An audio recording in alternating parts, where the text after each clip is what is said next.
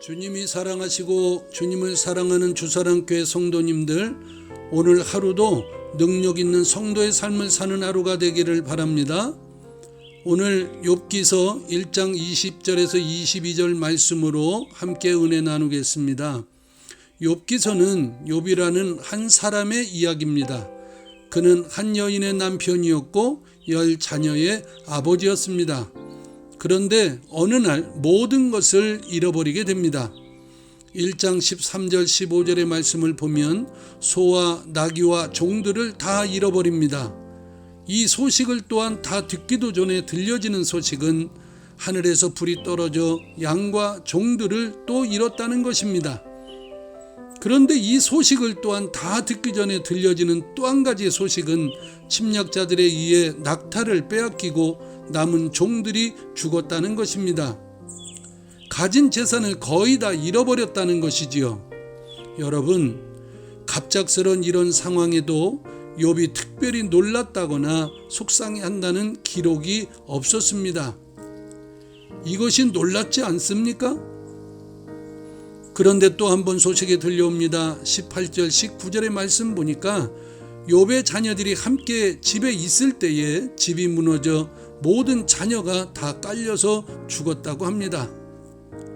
이제서야 욥의 첫 반응이 나옵니다. 그가 일어나 겉옷을 찢고 머리털을 밀고 울었습니다. 2장에 들어가서 보니 욥 자신의 육체에 생긴 질병과 아내의 가출, 친구들의 변박을 또 당합니다. 욥에게 찾아온 상실의 이 고통을 정리해보면 재산을 잃어버리고 자녀를 잃어버리고 건강을 잃어버리고 배우자와 친구들도 다 잃어버렸습니다. 욥의 상황을 이해할 만한 사람이 얼마나 있을까요? 하지만 우리도 이와 같이 크고 작은 상실감에 힘겨운 하루하루를 보낼 때가 많습니다. 잘 생각해 보십시오. 힘든 일을 만날 때마다 누군가가 날 이해해 주었으면 하는 마음이 크던가요? 아니면 들어주고 함께 해줄 누군가가 있었으면 하는 마음이 크던가요? 노벨 평화상 수상자였던 유대계 미국인 엘리 위젤이 쓴 법정에 선 하나님이라는 책이 있습니다. 이 책은 욥처럼 상실감에 빠진 이들이 하나님을 어떻게 대하여야 하는지에 대해서 생각하게 합니다. 책 속에 베릿이라고 하는 여관 주인이 있는데 그 주인에게는 결혼을 앞둔 한나라는 딸이 있었습니다. 어느 날 그들이 머물렀던 유대인의 마을에 악당들이 쳐들어와서 마을 사람 모두를 죽입니다. 그중 폭행당하고 결박당한 베릿이는 자신 앞에서 수치를 당하고 있는 딸 한나를 그저 지켜볼 수밖에 없었습니다. 그때부터 베릿이의 마음에는 하나님을 향한 원망과 분노로 불타올랐습니다. 그 후 시간이 흘러 베릿이는 마을을 방문한 극단 단원들과 재판이라는 연극을 하게 되어지는데 재판의 대상은 하나님이었습니다. 그 연극에서 베릿이의 배역은 하나님을 고소하고 고발하는 검사 역을 맡았습니다. 근데 하나님을 변호할 변호인이 없었습니다. 그때 낯선 누군가가 내가 하나님을 변호하겠어 라며 연극이 시작됩니다. 베릿이는 그동안 상실감에 아팠던 시간을 떠올리면서 원망스러웠던 감정을 터뜨리며 리얼하게 하나님을 고소하고 고발합니다. 하지만 하나님의 변호인을 맡은 사람이 너무 논리정연하게 하나님을 변호하며 하나님의 뜻에 순응해야 한다고 합니다.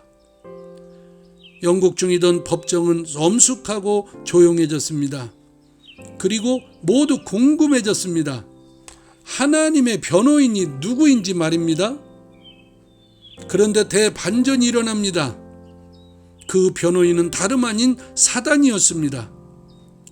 이 책에서 느낀 것은 욥의 상실감 속에서 깨달은 것이 있다면 하나님에 대해 우리가 궁금해하고 묻고 싶은 것들을 모조리 억누르는 것이 아니라 다 옳은 일이 아니라는 것입니다.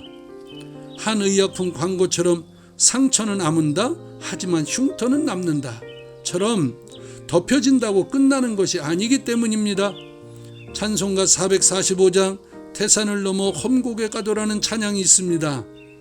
1절 가사의 시작은 이렇게 합니다. 태산을 넘어 험곡에 가도.